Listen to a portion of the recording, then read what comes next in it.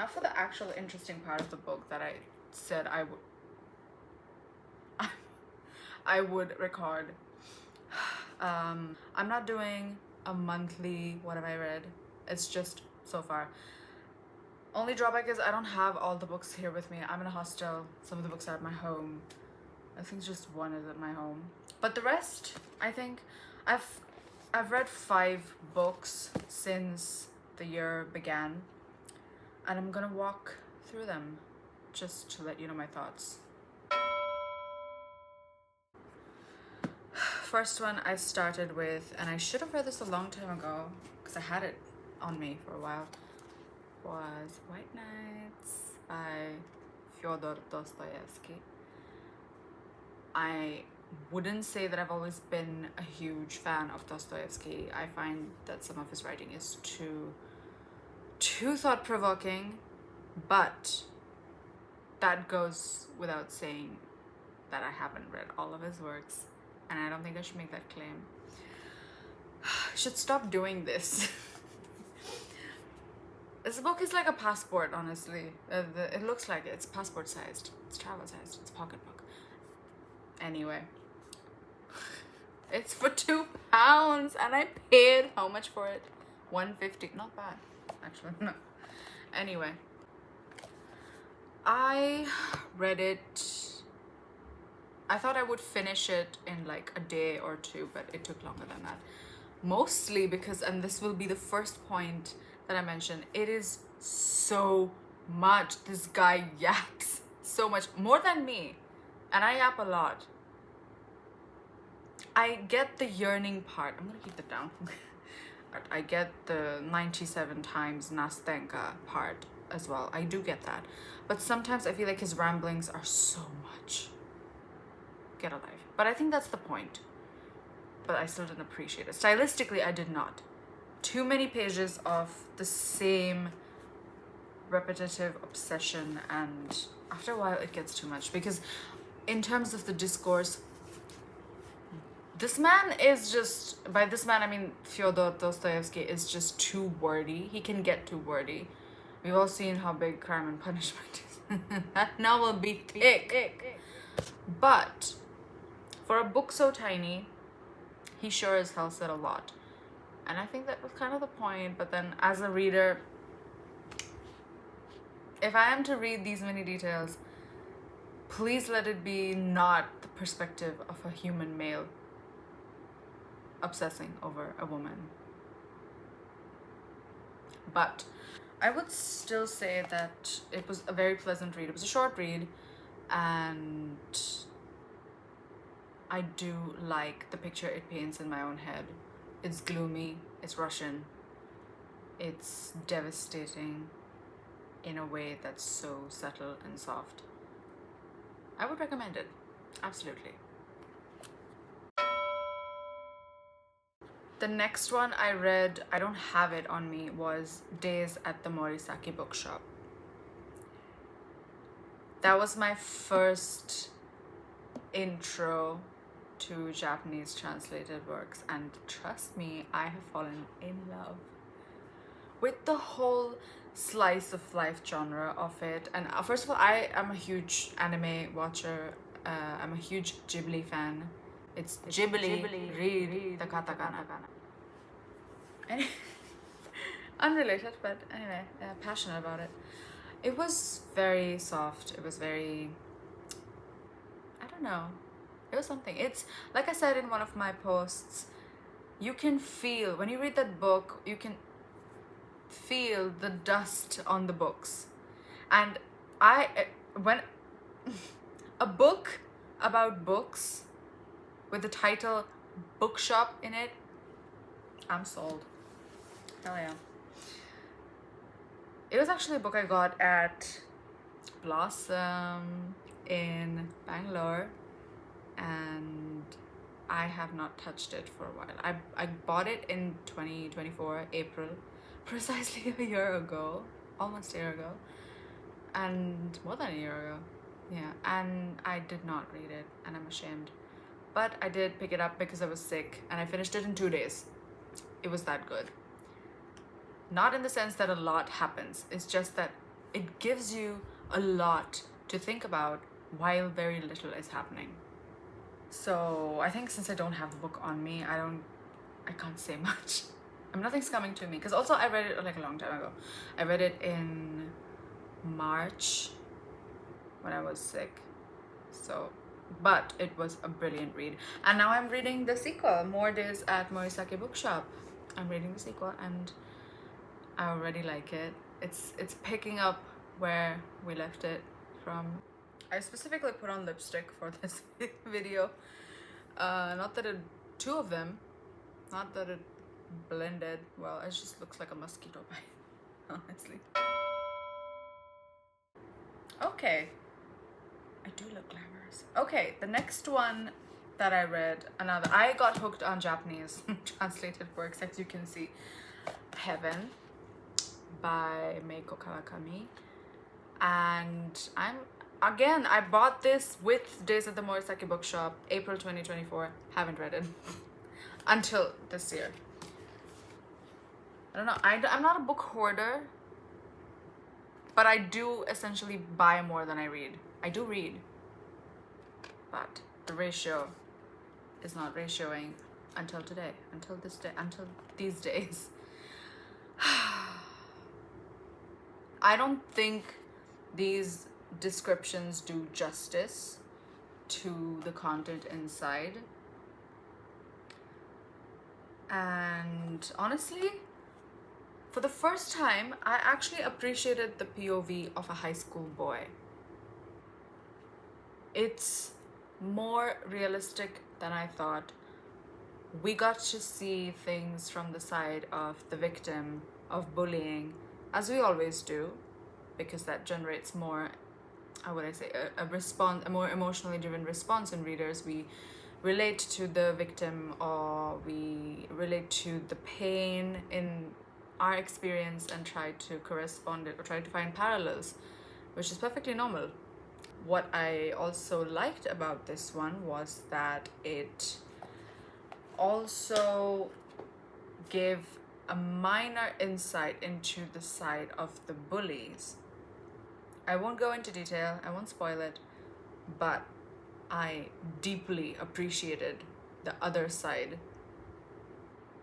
And a part of me kind of agreed with why bullies do what they do. Not that I support it, but I understand it. I don't respect it, but I understand it. And for a book like this to do something like that, to be capable of showing you the nuance and leaving the morality with you, like, you will walk into the book and either you come out fully sympathized with the victim or unbothered about the victim, thinking, oh, it's just high school kids, you know, like, too sensitive. Or you come out, if you are, I don't want to go into that, but if you are a former bully, or if you were bullied in your life, you go into the book and walk out, you don't walk out unscathed, but you walk out with more pieces. Like, if you were a bully, you walk out with the pieces of the victim, and if you were a victim, you walk out with pieces of the bully. And I think that is something very potent to do with such a thin novel. But it's like it said, it's deeply unsettling. It's disturbing. Some instances, some of the bullying is very disturbing, and especially if we haven't encountered that kind of bullying, which I haven't personally, so it was a little disturbing to read it, but it was just as beautiful. The consequences or the personality shifts in a teenager because of other teenagers around him and her. It's nothing to spoil, but there are two characters in this. The narrator is the boy, unnamed, which is sad. But we also get to hear a little bit about her. I'm holding my sock in my hand. I took it off right now. I don't know why. I'm just wearing one sock. Take the other one off. Go. 2 socks. Okay. Back to business. I forgot what it was. Long story short, I would recommend it, but only if, I wouldn't say you're thick-skinned, but if you are a huge empath like me, proceed with caution, because you will understand too many things and you'll feel too many things, or you may not feel anything at all, and that's worse. But also one of the side effects of a book like that. So I would say read it, but discretion. Okay, next one in line was a very interesting read that I wasn't expecting, because based on the cover, it was really pretty. First of all, I don't judge a book by a cover, but I love a book by its cover. It's not what I was expecting it to be. It's The Vegetarian, and I have not heard about it enough. Only once. It was in somebody's TBR for summer. And this, I agree with what's written, the little words. It is terrifying and terrific, and it is an extraordinary experience. Again, anything I say will spoil it. So I will say this is a very beautiful modern metamorphosis. I'm gonna leave it at that. But I would like to say that one critique is there are mixed POVs, but they're systematic. Like once you're done with one POV of a particular character, they never show up. I mean, the POV never shows up again. There are 3 distinct POVs, and I feel like it took me some time to sort of change my lens as well when I was reading through, for example, the husband. And initially you sort of finally connect with the character, and then boom, the POV shifts, and then okay, and then it took me a while to figure out which character am I reading this through, right? And maybe it was intentional, maybe not, but it took me a while to put a face to the POV. And I think that if it's not done right, it can harm your comprehension. Even when I knew that, okay, this is shifting POVs, even when the 3rd POV came in, I still couldn't piece it immediately. Who is this about? And what, I mean, not a spoiler because it's obvious, and I don't think it hinders the content of the book, but we don't get the POV of the person that this book is based on. We don't get the POV of the vegetarian. Like it says that, you know, I don't know how to pronounce this, but Young-hye and her husband are ordinary people, blah blah blah blah blah, dutiful wife, office worker, husband. But the marriage is interrupted when Young-hye, seeking a more plant-like existence, commits a shocking act of subversion. She refuses to eat meat. She goes vegetarian. And the book is, or the story is, people's reaction to it, mostly her family. And what initially bothered me was that why aren't we hearing her perspective, you know? But then there are small snippets of her describing something, but then you can't connect it because it's between 2 different POVs. I'm like, okay, sure. And I think that was very smart. Oh my god, I just realized something. It's Han Kang, it's not Hannah Kang. Is that dyslexic of me? Han Kang, guys. I've been reading this as Hannah Kang so far. Oh my god, I thought it was a... My bad, boo. But anyway, initially I was bothered that we didn't get to see her POV, but then again, I think this was intentional. I think the author, Han Kang did a really good job at not giving us the POV of the one person this entire book is about. And we still get to know a lot about her without knowing her, which is I think kind of the point, because all the POVs, I think they are about not knowing her enough, even when she's right there.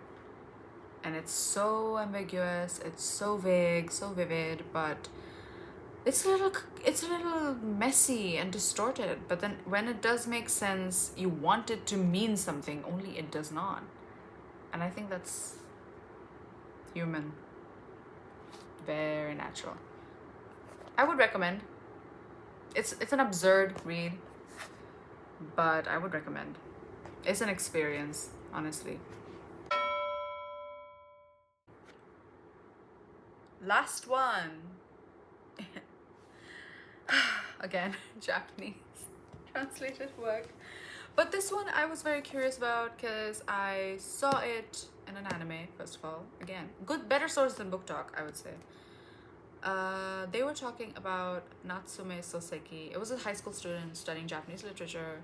So obviously the book that they were referring to was in Japanese, but then I can't read Japanese that much. I've done N5. I can read basic things, not novels. Botchan, or botchan. I like to call it botchan. It's a little it's African. By Natsume Soseki. And this was a fun read. Like, I didn't know what to expect from it. I thought it would be like a very more like, you know, what you expect of typically Japanese stories, but it was so much more than that. And oh god, it's funny in the right places. I kind of don't want to spoil this, but it, again, a male POV, but I fucking loved it. It was reckless. It was very judgy. And like, I realized all of these people are in their 20s, mid to late 20s, and then there are a few characters who are above 20s, and how a person in their 20s thinks about people older than him. I'm gonna say him. And I liked it. It was funny.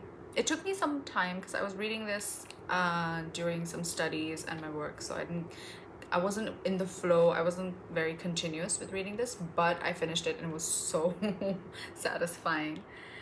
There are some things I would have written differently if I were Natsume Soseki, but I would still say it was very humorous. And it's just at the right moment when you're like almost expecting a quippy remark, and then it is quippy, but not in the way you think it should be. It's completely tangent, and it's fucking funny, honestly. I enjoyed it. I can't even tell you what the story is about. I wasn't expecting it. I was expecting there to be like a fixed plot and then subplots, but this is just something, and I kind of dig it.